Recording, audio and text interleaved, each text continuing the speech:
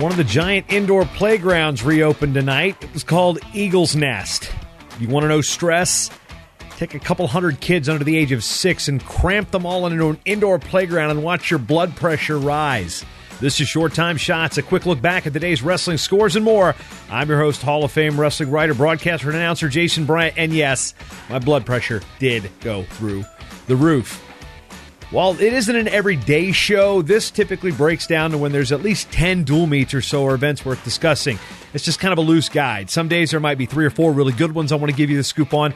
Others, there are a few matches and results that weren't reported at the time I sat down and hit record. So sometimes we'll have 6 or 7 duels that, you know what, I just couldn't get to it. Or, as a case of, say, December 6th, wasn't feeling so great.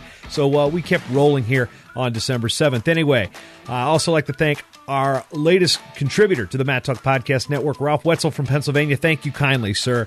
You are the last person entered into the drawing for the $150 prize pack from Compound Clothing. We'll be releasing that next week. And before we get to the scores, the big news today was Presbyterian College, a small Division I school in Clinton, South Carolina, is adding men's and women's wrestling.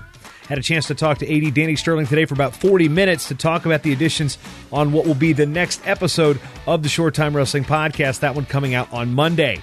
Presbyterian had a team back in the 40s and 50s, and the last Division I team that started from scratch that wasn't a quick reinstatement, well, that was Utah Valley in 2003. And I say that to disseminate between them and like the Bucknells and the Binghamtons, which had short stints of inactivity and then were brought back, and not counting things like Arizona State, which was cut for about 10 days back in 2008 and then came back. But Utah Valley came back in came into being in 2003 as they moved from a junior college to a 4-year school and Division I.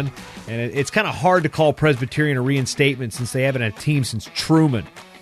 Only one Division I duel on the docket on Thursday, and it wasn't close as number 19 Wisconsin opened up its Big Ten schedule by smashing Maryland 32-6 in Madison. Big win for the Badgers came at 141 pounds, where Eli Stickley majored NCAA qualifier Ryan Deal of Maryland 14-1. Maryland heavyweight Yusuf Hamida stayed sharp, helping the Terrapins avoid the shutout with a first-period fall over Ben Stone. Hamida, New York native, is 9-0 on the year. That duel was live on the Big Ten Network, so go ahead and check out the Badgers, who earned major decisions from Andrew Crone at 157, Evan Wick at 165, Ryan Christensen at 174, and Hunter Ritter at 197. In blustery Minneapolis, where the match time temperature at Cy Melby Hall was 18 degrees. Yes, I even tweet about the weather here on the Shots. This one was a romp for Augsburg, which came in ranked second in Division III. The Division II Minnesota State Moorhead Dragons made it a match early, trailing 16-9 after 5 bouts, but the Augies rolled in the final 5 weights with 4 bonus victories, including Lucas Jeski's 13-5 win over Weston Dobler. A couple names you high school wrestling fans might recognize wrestling at Division II and Division III. In Division III, we keep it going. Number 8, Loras, which is fresh off its win over Augsburg over the weekend, rolled past number 18, Augustana. Yep, the one in Illinois, 32-9 in Rock Island. Second-ranked Jimmy Davis earned a technical fall at 149 pounds, while we had a nationally ranked battle at 285 pounds where top-ranked All-American Adarius Jones of Augustana knocked off 6th-ranked Quinn Gilliam 2-1. These rankings are from the NWCA Division III Coaches Association, while our man Andy Vogel at D3Wrestle.com has more rankings over there. Andy Vogel, good guy, head coach at Gettysburg College in my old stomping grounds of Pennsylvania. I lived there for 3 years. Not Gettysburg, but Lancaster right down the road. And I could say Pennsylvania because I lived there. Anyway, speaking of Pennsylvania Dutch, Eric Van Clay's Central Dutch, that's in Pella, Iowa. Fitting name for a school coached by a guy with a Dutch name, Van Clay. They topped the Prairie Wolves of Nebraska Wesleyan 42-3. The Prairie Wolves are a second-year program in Lincoln, Nebraska, coached by Brandon Bradley, fellow Virginia native. Yeah, that a Henrico. Ty Owens coached him there. Central proved to 2-1 on the year and picked up falls from Cam Timmick, another Virginia guy. Actually, Richmond, same area as Bradley. Tristan Clark, Lane Rummelhart, and Daniel, not Harry Potter Radcliffe, as my wife's family likes to say, or actually more my wife anyway, if you ain't Dutch, you ain't much.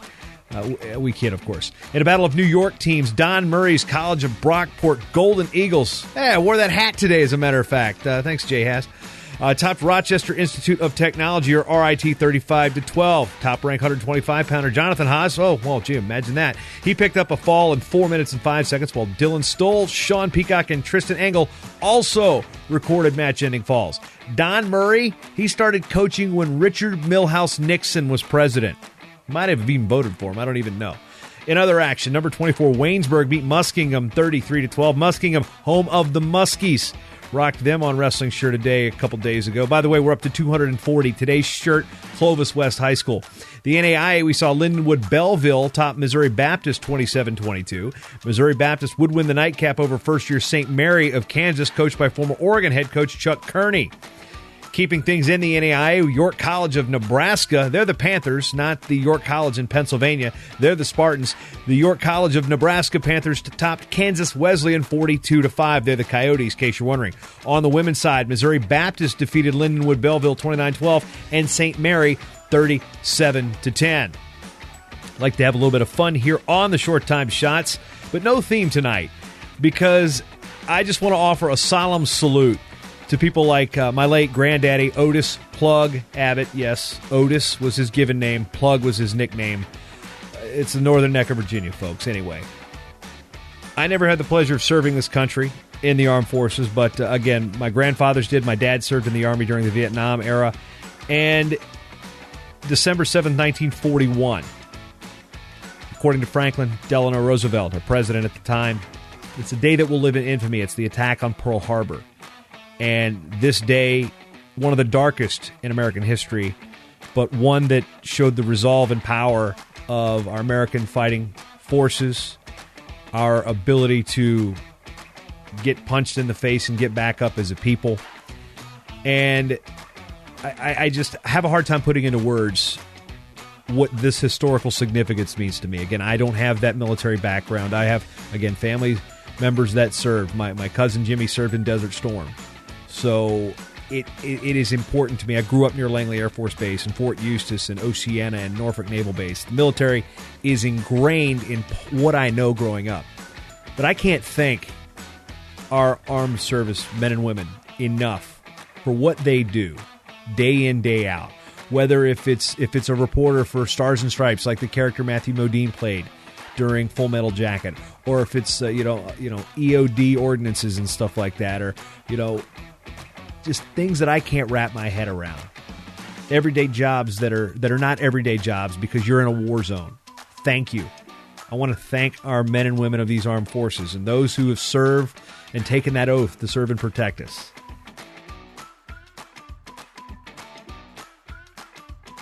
The Short Time Wrestling Podcast is proudly outfitted by Compound Clothing. Shirts, singlets, custom gear orders, everything you need. Call up Cliff and the crew at cmpteamwear.com. First time listening? Well, you can change that by going to mattalkonline.com/getshorttime to subscribe on Apple Podcasts or listen on your favorite podcatcher at mattalkonline.com/listen.